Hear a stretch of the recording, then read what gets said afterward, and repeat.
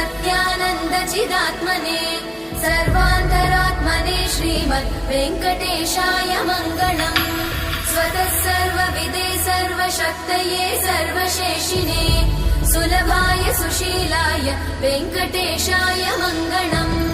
परस्मै ब्रह्मणे पूर्णकामाय परमात्मने प्रयुञ्जे परतत्त्वाय वेङ्कटेशाय मङ्गलम्।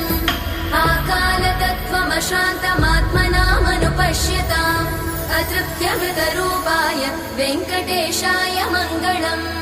प्रायस्वचरणौ पुंसां शरण्यत्वेन पाणिना कृपया दिशते श्रीमद् वेङ्कटेशाय मङ्गलम्।